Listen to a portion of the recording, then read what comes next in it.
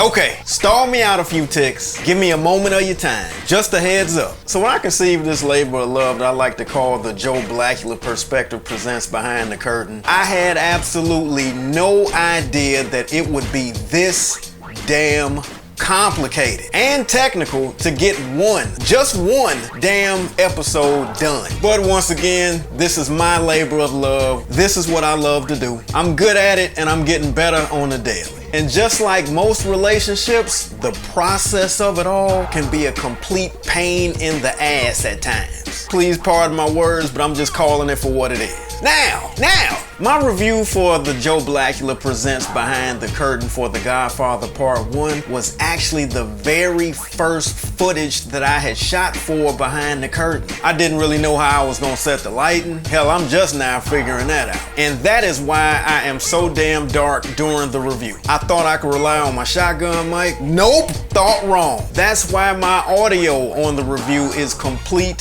trash. Since then, I've started using my lavalier and using my recorder. And I will not tell you what my recorder is. No, my brother, you got to get your own. Didn't really know how I was gonna frame the shot. Seeing that it's just me in here by myself flying solo, I got the viewfinder flipped over so that I can see what I look like in real time. Hell, I thought I was cool, but you can't see the shirt. You couldn't see the shirt man in the review. I mean, come on, look at it. Do I get this right? Look at it. This is a Godfather t-shirt, man. I completely jagged the framing. You can't see it. You can't tell what type of shirt I got on. It just looked like a black t-shirt. Absolutely defeated the entire purpose of wearing the shirt. But when you know better, you do better. Since then, I figured out how to get the framing pretty decent. I had a head full of hair at the time as well. We were in the opening stages of that COVID shutdown, so my longtime barber Rowan couldn't give me my bi-weekly 1A with the grain, high and tight bald fade. Since then, I done came on home with it. I also got this thing that happens to me when my adrenaline levels shoot up. My mouth gets dry, my hands get cold and clammy. So in the video, I got kind of like this cotton mouth thing happening kind of bad. My hands are all ashy and whatnot. Since then, I keeps me a bottle of my trusty Propel water in my hand at all times. Point being,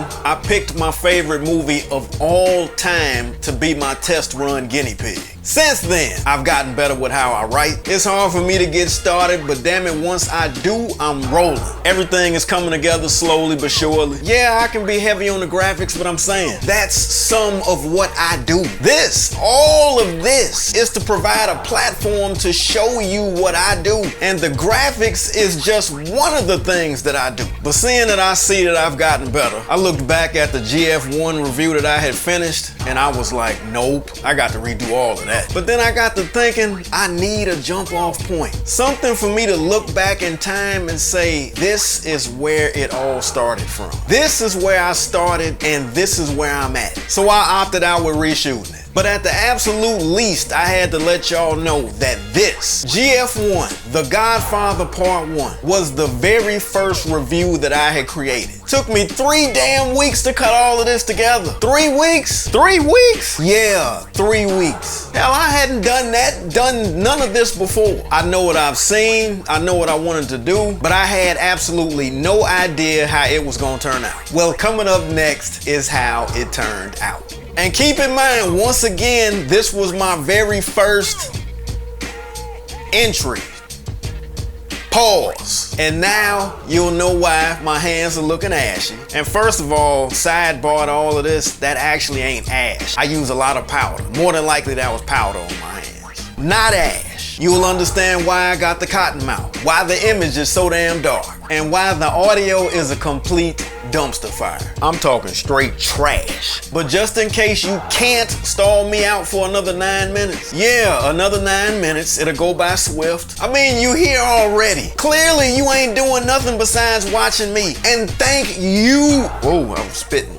And thank you for that. Please believe I thank you for any and all time that you giving me right now. But I mean, if you gotta go, I ain't gonna keep you. But Before you go, before you get little on me, please like, share, hit the subscribe button. I need to hit 25,000 subscribers. Please hit that notification bell over in the right corner so that you don't miss any of my new content, and copy the link and send it to somebody in a text. As a matter of fact, copy and send the link to at least 10 people in a text. Help your mans out. It ain't costing you a damn dime, fam, to send this to somebody. I'm saying, I work hard to get these reviews done. This intro alone is gonna be just like me editing a whole movie review by itself. So just stall me out for a little while longer. If not, thank you for coming, but please copy and share the link in the text. Tell 10 people to tell 10 people. BTW, shout out to Jeremy Johns, who I have clearly modeled this whole demonstration after. What's my girl name? Sharonda Williams. Pay or wait. Hey, thank you very much, sister, for the words that you gave me, and also letting me know that my graphics ain't that dope. Tony Baker, Chicago's own Tony Baker. Bro, please get back to doing a movie review. Tony Baker is the reason why I got like this whole movie theater backdrop behind me. Mother dear Paulette, if you seeing me and hearing me right now, Jonathan loves you very much. So with all that being said, thank you for dining here, and please allow me now to STF you. In a minute, people. Woo, goddamn. Stop.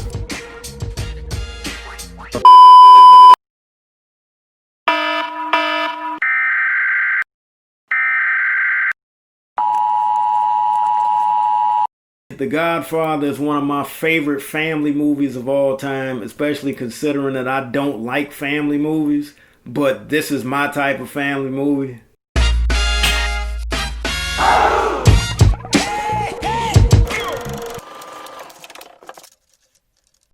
What's good with the people? Welcome to the Joe Blacula Perspective Presents Behind the Curtain, where I will be reviewing as well as revisiting movies and sharing my thoughts and opinions on them. And I am your host, the infamous Joe Blacula. Cue my drop. Joe Blacula. Thank you kindly. I was born on November 9th, 1973, so do the math on how old I am. And be it fortunately or unfortunately, I was raised in front of the television. We had a big 27-inch Zenith floor model, and I would grab my blanket, my pillow, my bowl of cereal or snacks, and would basically camp out in front of the television and be raised in front of good old white bread, all-American television. Good, wholesome, all-American shows like The Brady Bunch, where I never saw a black cast member or a friend. Happy Days, starring Henry Winkler as the Fonz. The Courtship of Eddie's Father, starring Bill Bixby, who later became the Incredible Hulk. All in the Family, where I learned racial slurs such as Polak. The Jeffersons, where the term honky flowed like water. Good Times, where I learned where Cabrini Green was. Sanford and Son, starring Red Fox and Damon Wilson. Now, let me give you a little note that I found out about Sanford and Son at a certain point. Red Fox, his character was Fred G. Sanford, alright? And Damon Wilson's character is Lamont Sanford, alright? So dig this. Damon Wilson's middle name is Grady. Damon Grady Wilson. Let me know if you knew that. The Honeymooners, starring Jackie Gleason, Art Carney, Audrey Meadows, and Joyce Randolph. Now, I just remember that because I remember the theme music from the show. The Munsters, not the Monsters, the Munsters. And The Cosby Show, which came in the 80s and whatnot, starring America's favorite dad, Bill Cosby. We all know how that wound up. Now, all of these family sitcoms and TV shows basically prepared me for the ultimate family movie, Francis Ford Coppola's The Godfather. It's about how Don Vito gets along with his children. It's about how the brothers get along with each other. It's about how the brothers get along with the sister. It's about how the sister gets along with her husband. It's about how Sonny is cheating on his wife. It's about how Fredo is dealing with being the middle child. And it's about the coming of age of Michael Corleone and about just him coming into who he is. And I would compare Michael Corleone, Al Pacino's character, to Anakin Skywalker. Basically, the evolution of how Anakin becomes Vader.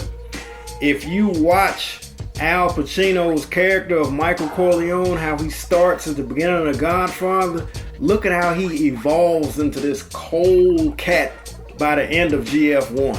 I don't care how many times I watch this movie, I always feel so sorry for Fredo. He's the middle child. When Don Vito's character is ambushed and Fredo was fighting to get his gun, just look at the look on his face when he's bum fumbling trying to get this gun, and his father gets shot and he drops the gun, and then all he can do pretty much is watch his father roll out in the middle of the street, and he's so hurt that all he can scream is Papa. So when I was a little boy here in Chicago on WFLD Channel 32, once a year in the 80s, they would have like this either week-long Godfather Fest. And I remember I used to hate it because my shows that I used to watch between 7 p.m. and 9 p.m. before I went to bed, The Godfather and The Godfather Part 2 would take up that whole week. I just know that this movie, or these movies, were pretty much taking out Benny Hill, which I wanted to watch before I went to bed. I could have cared less about this movie coming up.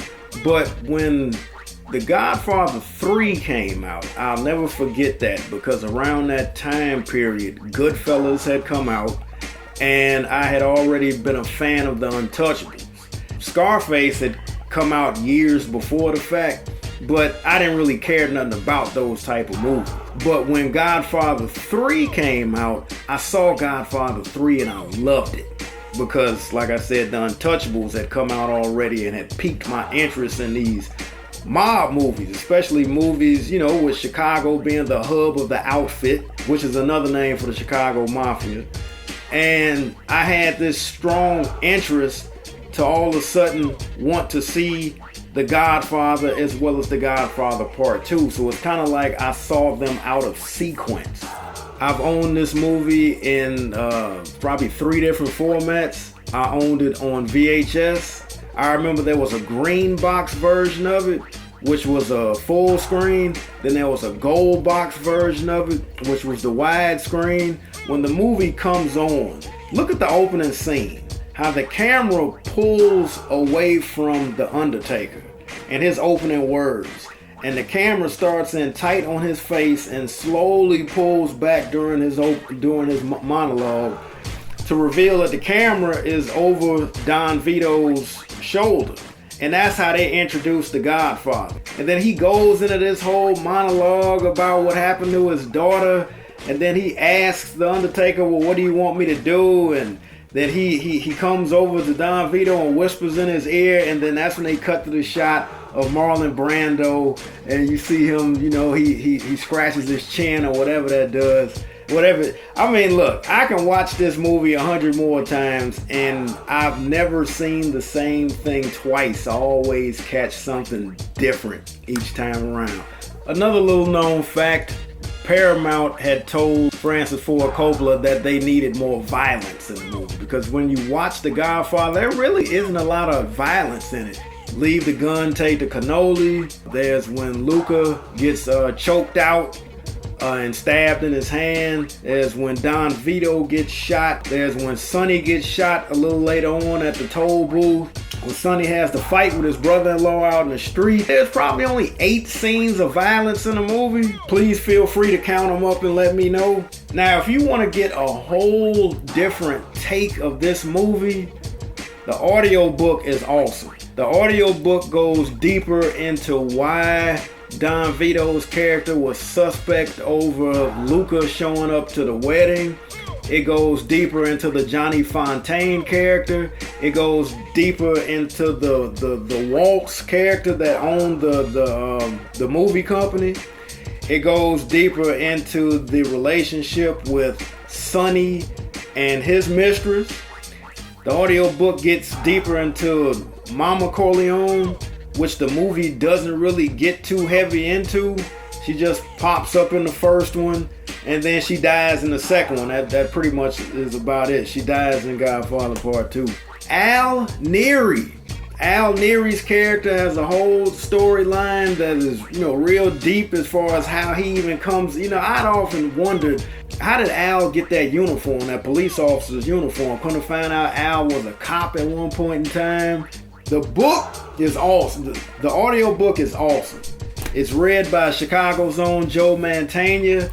I've probably listened to it 2 or 3 times. It takes the movie to a whole other level. The total runtime of The Godfather is 175 minutes, which is 5 minutes short of 3 hours. They could have added another hour to the movie and it still wouldn't have done the book any justice. I will give The Godfather Part 1 4.5 black fists out of 5. And the only reason I don't give it 5 black fists because of the simple fact that I heard so much that was left out, and believe it or not, it would actually be a better movie if they had added just a few more elements that would have helped the story. Man, please subscribe, let your people know. My reviews will get better, and I look forward to hearing back from you. Holla Black in a minute.